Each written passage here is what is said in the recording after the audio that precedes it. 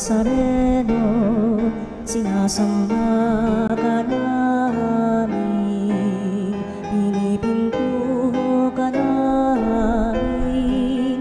Aral mo ang aming buhay at kaligtasan, Nuestro Padre Jesus Nazareno, iligtas mo kami sa kamatayan.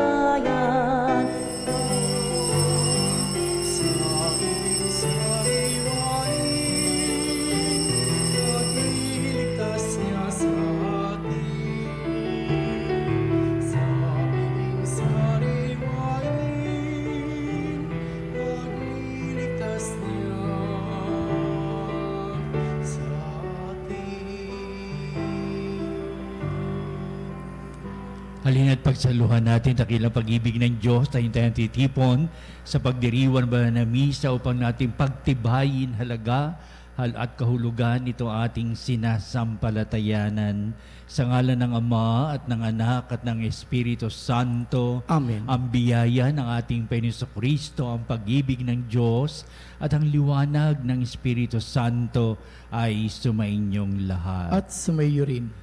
Makita naman natin ang mga pagpapala ng Diyos sa ating buhay, tayo magpasalamat.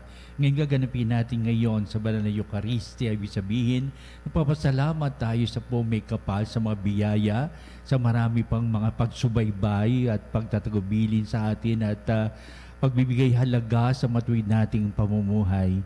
Kaya upang tayo'y maging marapat na gumanap sa pagdiriwang na ito'y aminin natin ang ating mga pagkukulang. Humingi tayo sa Diyos ng kanyang awa at patawad. Inaamin ko sa makapangyarihan Diyos at sa inyong mga kapatid na lubha akong nagkasala sa isip, salita at sa gawa at sa aking pagkukulang. Kaya isinasamo ko sa mahal na Birheng Maria, sa lahat ng mga anghel at mga banal, at sa inyo mga kapatid, na ako'y panalangin sa Panginoong ating Diyos. Kaawaan tayo na makapangyarihang Diyos, patawarin tayo sa ating mga kasalanan at patnubayan tayo sa buhay na walang hanggan. Amen. Panginoon, kaawaan mo kami. Panginoon, kaawaan mo kami. Kristo, kaawaan mo kami. Kristo, kaawaan mo kami. Panginoon, kaawaan mo kami. Panginoon, kaawaan mo kami. Manalangin tayo. Ama naming makapangyarihan, ikaw ang lumikha at tagapamahala ng tanang umiiral. Tungahin mo kami upang ang iyong away aming maranasan at ipagkaloob mong ikaw ay aming wagas na mapaglingkuran sa pamamagitan ni Jesucristo kasama ng Espiritu Santo magpasawalang hanggan. Amen. Ang salita ng Diyos mula sa unang sulat ni Apostol San Pablo sa mga taga-Korinto. Mga kapatid, sapagkat si Kristo'y tulad ng isang katawan na may maraming bahagi, bagamat binubuo ng iba't ibang bahagi, isa pa rin katawan. Tayong lahat, maging Hudyo o Grego, alipin man o malaya, ay binibinyagan sa isang espiritu. Upang maging isang katawan, tayong lahat ay pinainom sa isang espiritu. Ang katawan ay binubuo ng maraming bahagi at hindi ng isang bahagi lamang. Kayong ang lahat ng isang katawan ni Kristo at bawat isang bahagi nito, naglagay ang Diyos sa simbahan, una ng mga apostol, ikalawa ng mga propeta, at ikatlo ng mga guro. Naglagay rin siya ng mga gagawa ng mga kababalaghan, mga magpapagaling ng mga may sakit, mga tagatulong, mga tagapangasiwa, at mga tagapagsalita sa iba't ibang wika. Hindi lahat ay apostol, propeta o guro. Hindi lahat ay binigyan ng kakayahang gumawa ng mga kababalaghan, magpagaling ng mga may sakit, magsalita sa iba't ibang wika o magpaliwanag nito. Kaya buong taimtim ninyong nasain ang mga kaloob na lalong dakila. Ang salita ng Diyos. Salamat sa Diyos. Lahat tayo'y kanyang bayan, kabilang sa kanyang kawan. Lahat tayo'y kanyang bayan, kabilang sa kanyang kawan. Umawit sa kagalakan ang lahat ng mga bansa. Panginooy papurihan, paglingkuran siyang kusa. Lumapit sa harap niya at umawit na may tuwa. Lahat tayo'y kanyang bayan kabilang sa kanyang kawan. Ang Panginooy ating Diyos, ito'y dapat malaman. Tayo'y kanyang lahat na nilalang. Lahat tayo'y bayan niya, kabilang sa kanyang kawan. Lahat tayo'y kanyang bayan kabilang sa kanyang kawan. Pumasok ka sa kanyang templo na ang puso'y nagdiriwang. Umaawit, nagpupuri sa loob ng dakong banal. Purihin ang ngalan niya at siya'y pasalamatan. Lahat tayo'y kanyang bayan kabilang sa kanyang kawan. Mabuti ang Panginoon, pag-ibig niya'y walang hanggan. Siya'y Diyos na mabuti, laging tapat kailanman. Lahat tayo'y kanyang bayan kabilang sa kanyang kawan. Hallelujah, Hallelujah, Hallelujah, Hallelujah, Hallelujah, Hallelujah. Hallelujah! Narito dumating na isang dakilang propeta, sugo ng Diyos sa bayan niya. Hallelujah. Sumainyo ang Panginoon At sumayo. ang pagpapahayag sa Ebanghelyo ayon kay San Lucas. Papuri sa iyo, Panginoon. Noong panahon yon, pumunta si Jesus sa isang bayang tinatawag na Nain. Sumama sa kanya ang kanyang mga alagad at ang napakaraming tao. Nang malapit na siya sa pintuan ng bayan, nasa lubong niya ang libing ng kaisa-isang anak na lalaki ng isang babaeng balo. Marami ang nakikipaglibing. Nahabag ang Panginoon nang makita ang ina ng nanamatay at sinabi sa kanya, "Huwag kang tumangis." Lumapit siya at hinipo ang kinalalagyan ng patay at tumigil naman ang mga may dala nito. Sinabi niya, "Binata, bumangon ka." Naupo ito at nagsalita at siya'y binigay ni Jesus sa kanyang ina. Sinidlan ng takot ang lahat at sila'y nagpuri sa Diyos. Sabi nila, "Dumating sa atin isang dakilang propeta. Nilingap ng Diyos ang kanyang bayan." At kumalat sa buong Judea at sa palibot na lupain ang balitang ito tungkol sa kanya. Ang mabuting balita ng ating kaligtasan. Papuri sa iyo, Panginoong Hesukristo. Ayoko sabihin na simple lamang ito istoryang ito. Naku, puno-puno ng kasaysayan o sabihin natin puno-puno ng magandang background na ating pagninilayan. Babalik tayo sa kapanahunan ng ating Panginoong o sa taong year 1, na kung paano ang ating Panginoong ay nabuhay, nakasama niya ang kanyang mga lagad, 10 ng kanyang mga babayan, 10 ng mga lugar na kanilang pinuntahan, kanilang binigyan ng daan ang paghahari ng Diyos, sapat ito ang panukala naman ng ating Panginoong Kristo. At ang sitwasyon ng buhay noong araw, year 1 tayo mga kapanalig. Alam ba ninyo, mga balo sa wimpala dito upang sabihin, nung sila may asawa, wala silang problema at may silang tahanan at maganda ang buhay at kabuhayan ng kanyang asawa. Kung may nasa bukid, nagtatrabaho o may iba pang mga pinagkakakitaan, ang babae na sa bahay naman at inaayos ang bahay, mga anak at nagluluto, naglalaba at lahat na ginagawa sa kanilang tahanan. Kaya sabihin ni everything is supported by the husband. At pero kapag naging balo na at wala na asawa itong babae na ito, nako, napakahirap, pinakamalungkot na itong mangyayari sapat nag-iisa na siya, wala na magtatrabaho, at even to the extent wala na silang makain, wala na kumakalinga. Ito ang sitwasyon kapag nabalo ang mga babae nung araw. Pero ngayon iba na, hindi po ba? Bago kayo mabalo, talagang dapat ay mag-iwan na ano pa maikabubuhay. At ang kalakaran ng mga tao ngayon, makalipas ang ganitong mga bagay na talagang maganda, ang buhay mag-asawa kapag nabalo na ang babae, nako, talagang dapat ay hindi siya magdurusa, kundi meron siya makakain pa rin at may mga susuporta pa rin sa kanya. At saka ikalawa, itong sitwasyon ng babaeng ito ay kaisa-isang anak pa ang yumao, namatay. Paano na? Wala na yung asawa niya, balo na siya. Wala pa yung kakalinga sa kanya sapagkat sa kalakaran nila kapag nabalo, ang mga anak o anak na lalaki ang kakalinga sa kanyang nanay, susuportahan ito. Namatay pa, kaya sabihin, ang ibinibigay na larawan dito ay talagang hirap at talagang nagdurusan ng mahigpit itong babaeng ito. Doon niya nakatagpo ang ating Panginoon sa araw ng libing. Araw pa namang libing, ito ang pinakamahirap na talagang batahin na isang nanay na balo at walang ng anak nakakalinga sa kanya, nag-iisa na lamang sa kanya.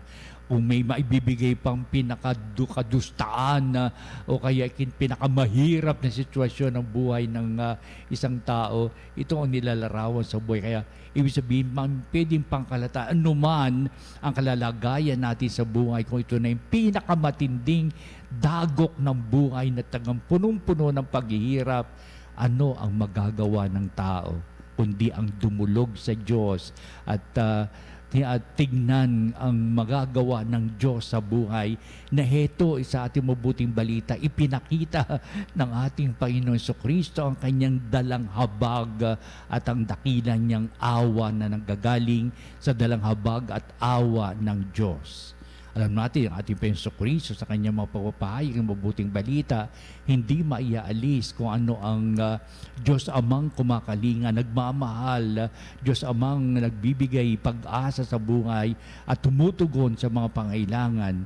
Kaya ibig sabihin, ginawa ni Kristo ito at upang ipahayag ang dakilang pag-ibig ng Diyos sa kanyang dakilang pagtulong at pagbibigay halaga sa buhay ng mga nilikha niya.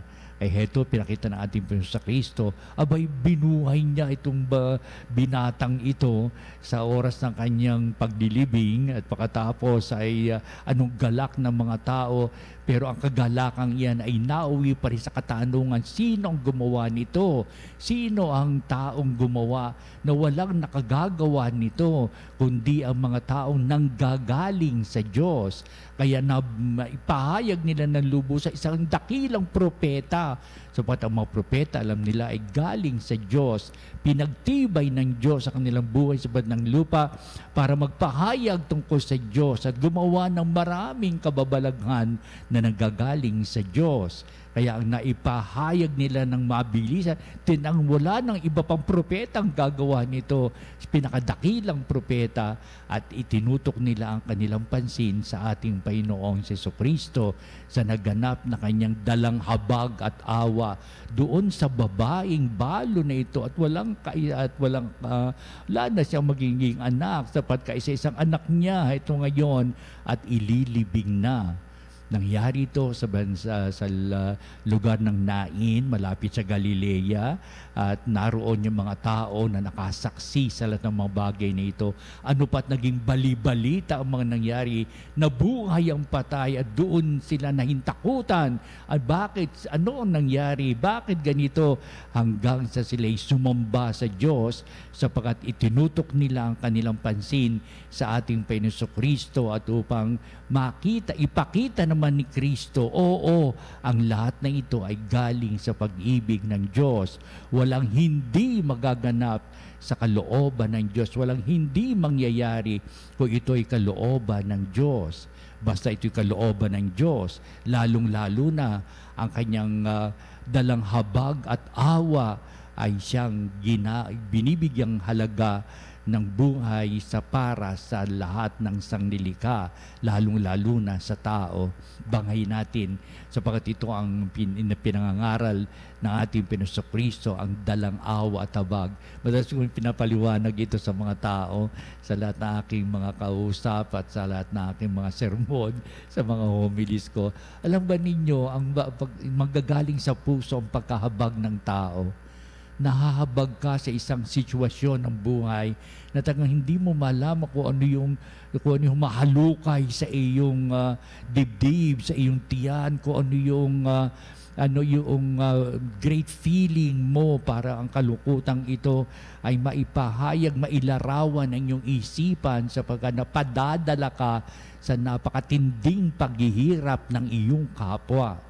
Kaya, yun na yung sabihin na yan ang pagkahabag mo sa tao. Nahahabag ka. Ang puso't kalooban mo ay talagang lungkot na lungkot sapagkat ang sitwasyon ng taong ito ay hindi naaayon sa magandang katuwaan na kasiglahan ng buhay.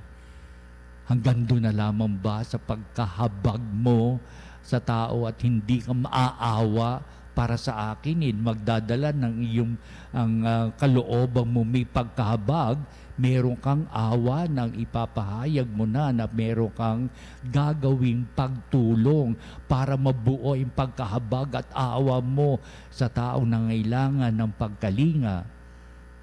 Kaya ibig sabihin, ginanap ng ating Panginoong Kristo na habag siya at tinulungan pa niya dala ng kanyang pagkahabag upang sabihin, hindi mauwi sa kamatayan lamang ang buhay na ito.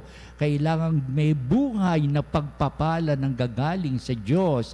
Sapagkat ang Diyos ay may buhay na walang hanggan, ipapahayag ni Kristo. At ito iminulat niya sa ating mananampalataya, may buhay na walang hanggan na ipagkakaloban Diyos. Ang tao ay nabubuhay at hindi hahantong sa kamatayan, kundi ang huling hantungan ay ang buhay na walang hanggan. Kaya ibig sabihin, pinakita natin Panginoon Kristo noong pa man kung ano ang dalang habag at awa ng Diyos sa kanyang mapagtulong upang sabihin, hindi hahantong sa kamatayan ng lahat na may buhay sa daigdig na ito, kundi mayroong buhay na walang hanggan. Alam ba ninyo ang sitwasyon ito? Mangyayari at magaganap sa buhay ni Kristo after many years na nangyayari ito. Ipapahayag na ating Panginoong Kristo na mangyayari ito sa buhay ng mahal na Birheng Maria. Sapagkat yung mahal na Birheng Maria ay ang pagtulong ni Jesus sa kanyang nanay noong paman, pero haharap si Kristo sa hatol ng mga tao at ng mga pinuno ng Sanhedrin at pinuno ng ito yung mga Pariseo at mga Saduceo na ipapapatay ang ating Panginoong Kristo, sigawan din ng mga tao, pero magaganap ang mga bagay nito, maiiwan na lamang si Maria. Kaya hanggang sa krus, hindi niya na malimutan si Maria. Saan pupunta ngayon? Paano mabubuhay ang kanyang nanay? Kaya inabilin kay Juan si kanyang nanay na si Maria at alam niya kung ito'y hahantong sa ganitong wala na siya sa daigdig na ito. Pero ang nangyari, muli nga nabuhay ang ating Panginoong Jesucristo at lahat ay naganap sa ilalim ng pagbabalik aral ng mga alagad. Tunay ngang si Jesucristo ay nagaling sa Ama. Siya ang nagpapahayag tungkol sa pag-ibig ng Ama. Siya ang buhay na walang hanggan at hindi mauuwi sa kamatayan ang buhay ng tao lamang kung hindi buhay na kapiling ng Diyos magpa sa walang hanggan. Amen.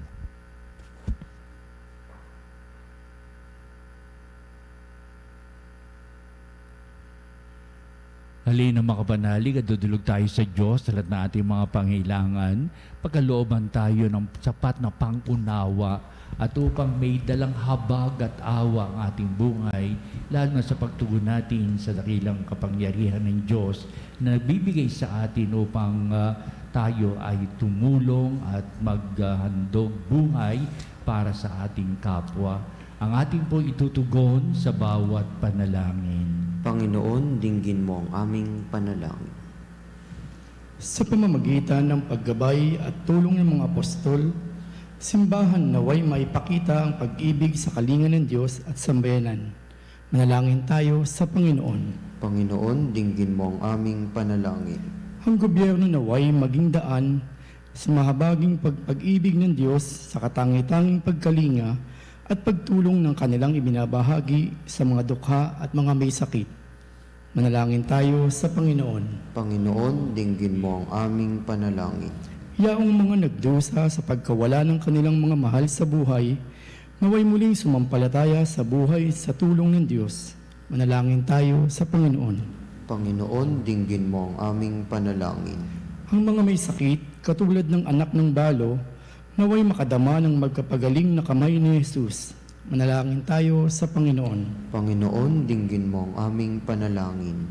Ang mga tapat na yumao naway muling ibangon sa kaganapan ng buhay sa presensya ng Diyos. Manalangin tayo sa Panginoon. Panginoon, dinggin mo ang aming panalangin. Halina tumulog tayo sa Diyos at ng ating mga pangailangan. Dito natin itataas ang lahat ng ating mga kahilingan upang lalo natin pagtibayin ang buhay pananampalataya sa diwa ng ating paglilingkuran. Kaya madingin mo nawa ang aming puso't kalooban na humihiling ng dakilang patnubay at pagkalinga. Huwag mo kaming pabayaan, handugan mo po kami ng iyong mabatalang pag-aaruga. Ang lahat na ito'y niling namin sa pamagitan ni Kristong ating Panginoon. Amen.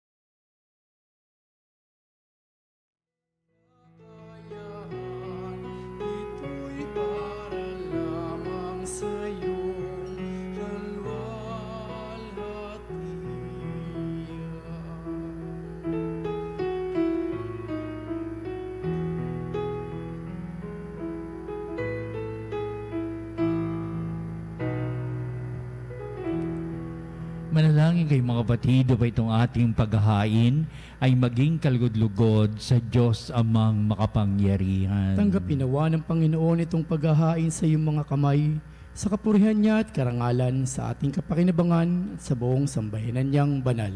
Ama naming lumikha, mawain mong dinggin ang aming mga pithaya at paunlakan mo ang paghahaing aming inihanda upang ang mga handog ng bawat isang nagbigay para sambahin ang banal mong ngalan ay magkamit na karagdagan mong kasiyahan sa pamamagitan ni Jesucristo kasama ng Espiritu Santo magpasawalang hanggan. Amen. Sumainyo ang Panginoon. At sumayo rin. Itaas sa Diyos sa inyong puso at diwa. Itinaas na namin sa Panginoon. Pasalamatan natin ang Panginoong ating Diyos. Marapat na siya ay pasalamatan. Ama naming makapangyarihan, tunay ang marapat na ikaw ay aming pasalamatan sa iyong paglingap at kagandahang loob. Ang tao'y nilikha mo at pinangangasiwas sang sinukob. Sangad mong siya'y iwastong lubos, siya'y pinagdusa mo sa kanyang pagtalikod, sa iyong paggiliw yung pinahintulot na makabalik siya sa pamamagitan ni Kristo Jesus. Kaya kaisa ng mga anghel, nagsisiawit ng papuri sa walang humpay sa kalangitan, kami nagbubunyi sa iyong kadakilaan. Santo, Santo, Santo, Diyos makapangyarihan, langit at lupa'y napupuno ng kaluwalhatian. Hosana sa kaitaasan, pinagpalang na paririto.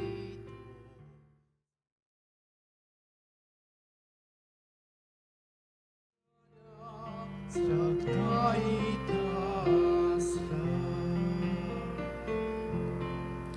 Ama naming banal, ikaw ang bukal ng tanang kabanalan, kaya sa pamagitan ng Espiritu mong banal ang mga kaloob na ito, upang para sa amin ay maging katawan at dugo ng aming Panginoong Hesukristo.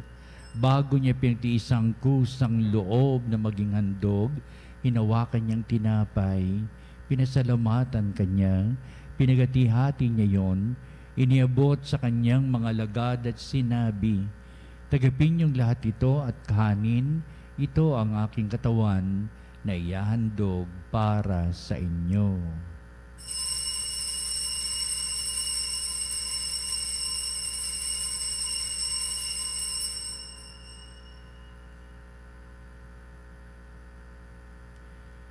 Gayun din naman, pagkatapos ng hapunan, hinawakan niya ang kalis, muli kanyang pinasalamatan, iniabot niya ang kalis sa kanyang mga lagad at sinabi, "Tagapin niyong lahat ito at inumin ito ang kalis ng aking dugo ng bago at walang hanggang tipan.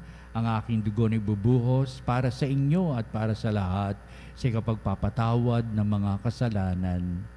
Gawin ninyo ito sa pag-alaala sa akin."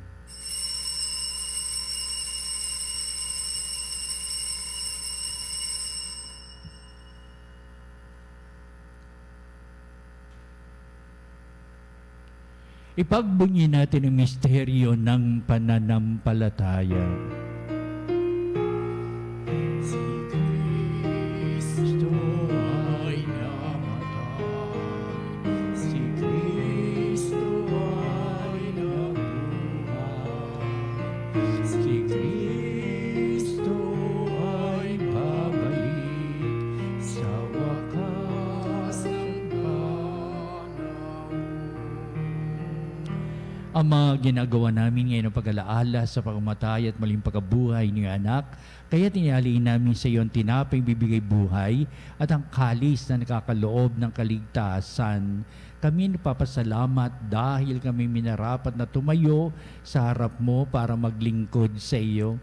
Sinasamo namin kami magsalo-salo sa katawan dugo ni Kristo ay mabuklod sa pagkakaisa sa pamamagitan ng Espiritu Santo. Amalingapin mo yung simbahang laganap sa buong daigdig.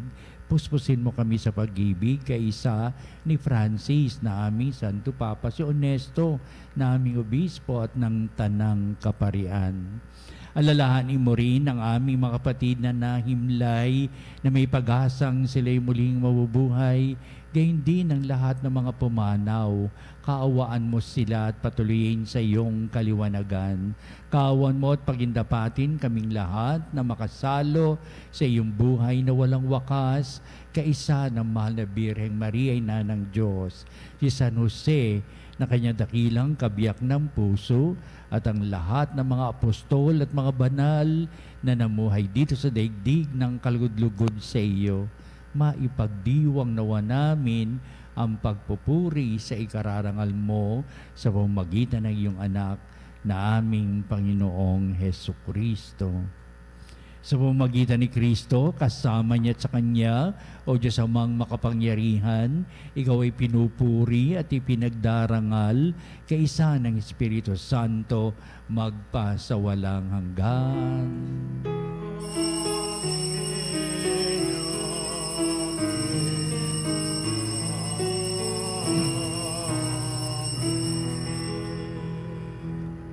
Dalang awa at habag ang Panginoon para sa buhay upang lalo natin maitalaga ang ating sarili sa ganito rin mga nagaganap na mga pangyayari upang lalo natin pagtibayin halaga at kalugan itong ating sinasampalatayanan.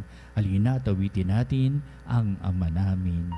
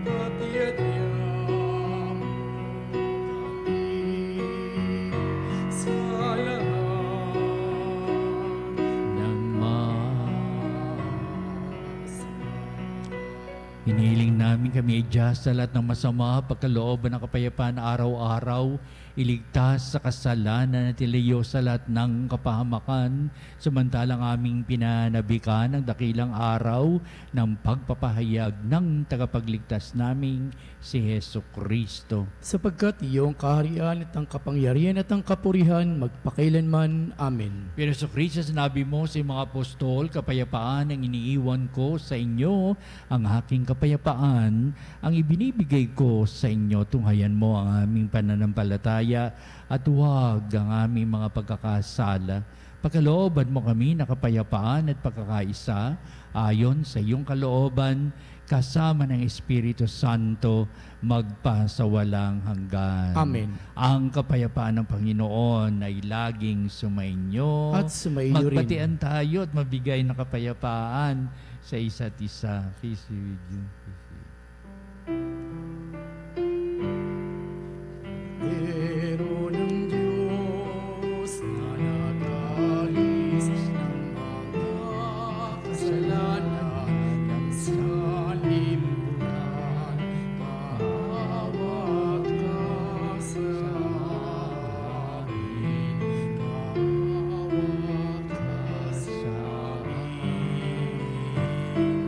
Cordero ng Diyos na nagalis ng mga kasalanan ng sanlibutan, maawa ka sa amin, maawa ka sa amin.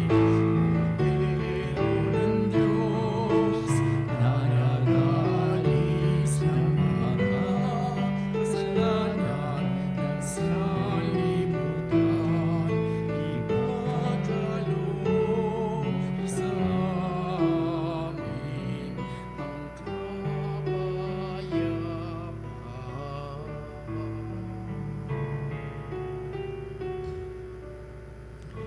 Tunghayan natin ang ating dakilang Ama, ang pag-ibig ng ating Panginoong Hesu Kristo. Siya na nag-aalis ng mga kasalanan ng sanglibutan, makapalad na matinatawag sa piging ng kordero. Panginoon, hindi ako karapat-dapat magpatuloy sa iyo, ngunit sa isang salita mo lamang ay gagaling na ako.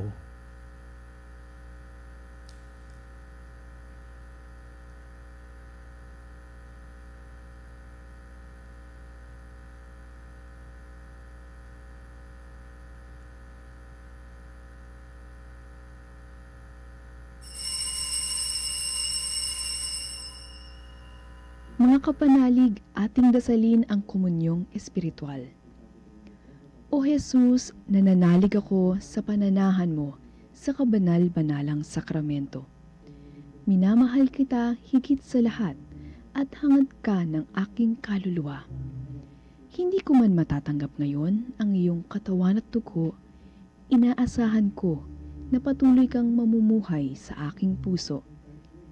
Naniniwala ako na narito ka at kaisa ka ng aking buong pagkatao.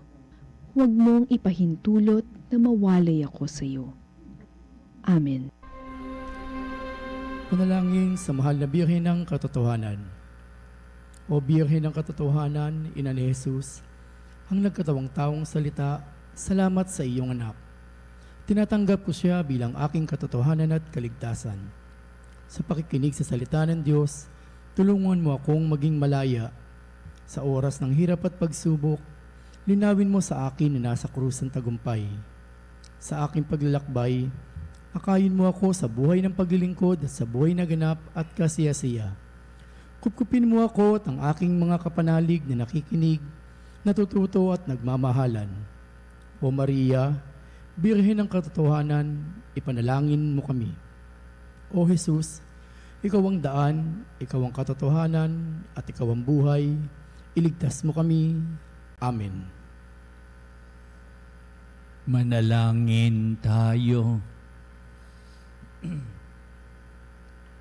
Ama naming mapagmahal, ang aming kalooban, naway pagharian ng aming tinanggap na pakikinabang upang huwag ang diwa namin ang umiral, kundi ang bunga ng pagdiriwang ang laging mamayani sa amin sa pamamagitan ni Hesukristo kasama ng Espiritu Santo magpa sa walang hanggan. Amen. Susunod po natin ang pagtatanghal sa kabanalang sakramento sa altar at sa ating pong pagtatanod sa kalakipang ating panalangin.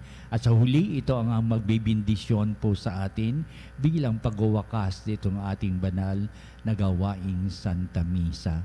Isa munang patalastas. Tayo po ay magkakaroon ng Mary and the Healing Saints exhibit na gaganapin sa Activity Center ng Fisher Mall, Quezon City ngayong darating ni 18 ng Setyembre hanggang 29 ng Setyembre. At tayo po ay magkakaroon ng Misa Triduum na magsisimula sa September 20, araw ng Biyernes, para sa paggunita kay San Pedro Pio ng Pietrelcina na sa darating na 23 ng Setyembre, araw po ng Lunes. Inanyayahan po namin kayo na makiisa sa ating gaganapin na Mary and the Healing Saints exhibit. Para po sa karagdagang informasyon, makipag-ugnayan lamang po sa ating pong religious department. Tumawag lamang po sa 8-925-7931, local 129-131-137, o mag-text sa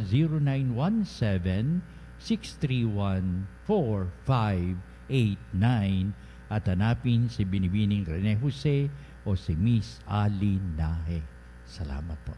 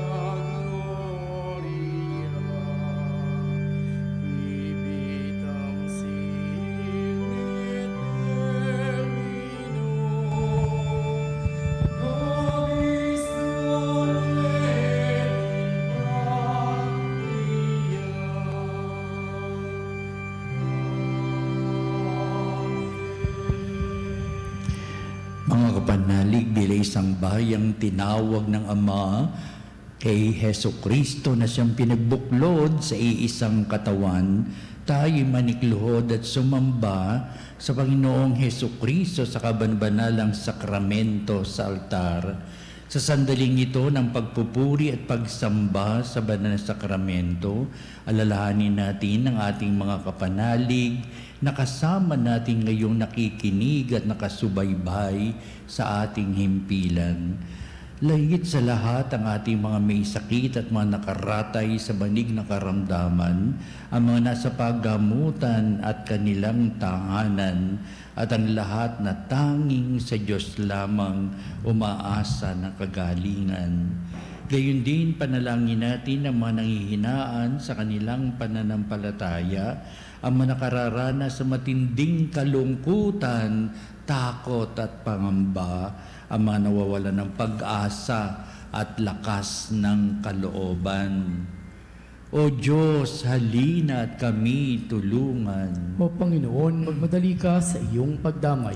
Papuri sa Ama at sa Anak at sa Espiritu Santo. Kapara noong una, ngayon at magpasawalang hanggan. Amen. Purihin ang makapangyarihang Ama na nagsugo sa kanyang bugtong na anak upang tayo'y maipagkasundo sa Kanya. Pinupuri ka namin ngayon at kailanman. Purihin ang Panginoong Hesukristo, ang Kordero ng Diyos, na nag-alay ng kanyang katawan at dugo bilang pagtubos sa sala ng tanan. Pinupuri ka namin ngayon at kailanman. Purihin ang banal na Espiritu, ang Panginoong nagpapabanal, na pumupuspos at nagbibigay kagalingan sa lahat. Pinupuri ka namin ngayon at kailanman.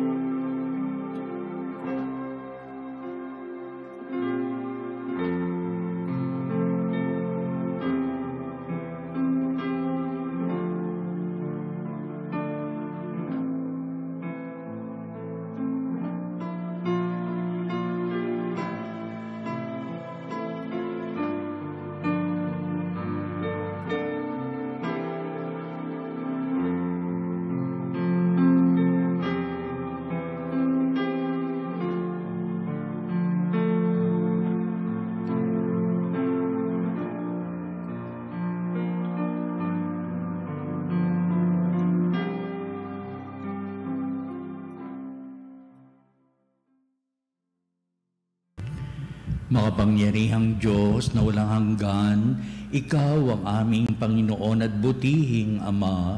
Sa iyong pagpapalay, pinagkaloob mo ang lakas sa aming kahinaan.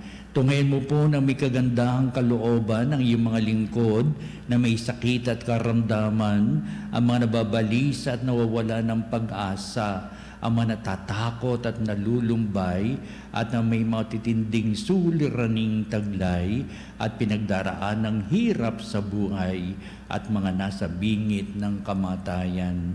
Pagalingin at aliwin mo po sila sa kanilang mga karamdaman at ibalik sa kalusugan at kapanatagan ng kalooban upang mabatid nila ang iyong kabutihan at sila'y magpasalamat sa iyong banal na pangalan.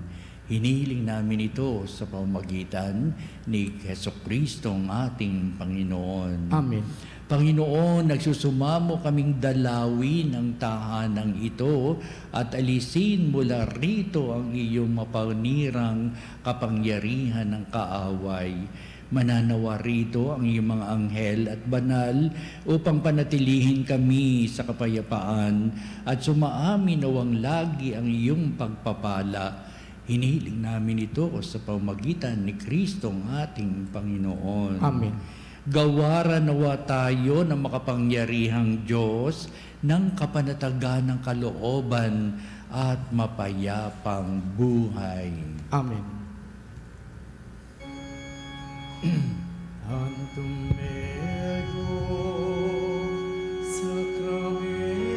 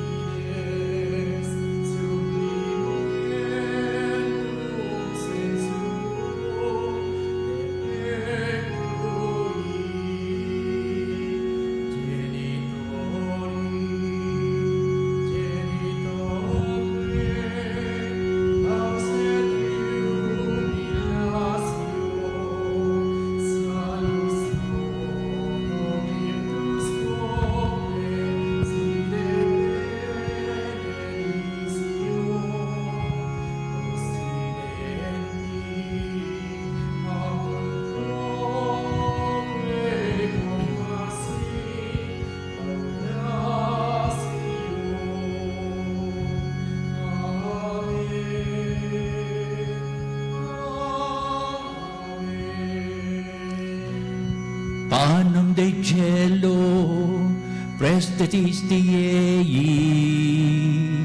Medicamentum menseabente. Oremus. Deus, qui nobis sub sacramento mirabili, passiones tuae memoriam reliquisti, tribue quesimus, et nos corporis et sanguinis, tui sacra mysteria venerari, ut redemptiones tuae fructum, in nobis iugitur sensiamus, qui vives et reinas in saecula saeculorum.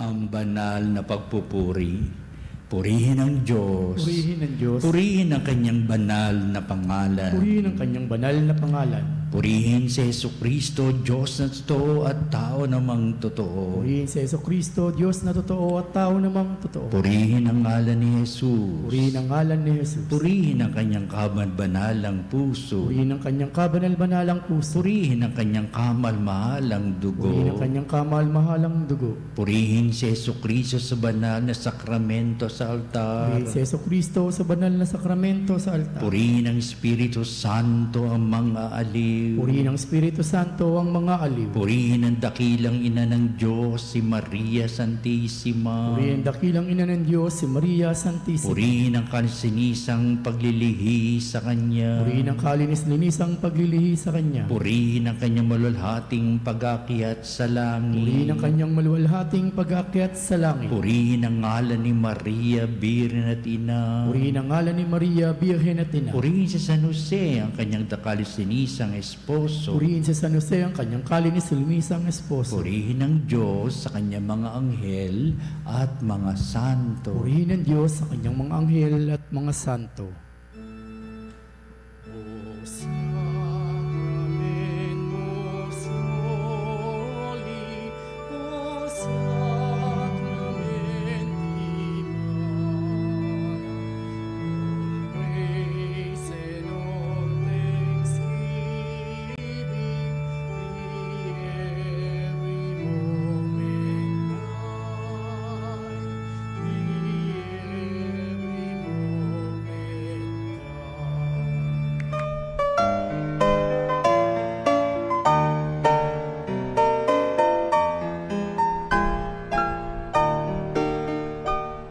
Nuestro Padre Jesus Nazareno, sinasamba ka namin, pinipintuho ka namin, aral mo ang aming buhay at kaligtasan.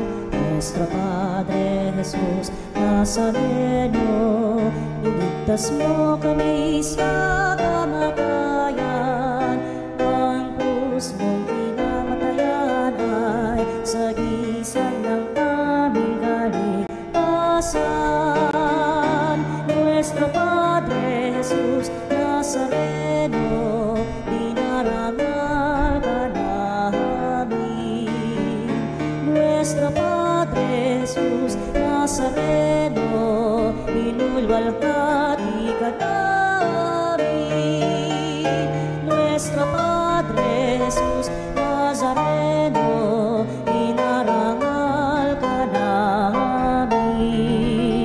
Nuestro Padre Jesus Nazareno, inulwalhati ka namin.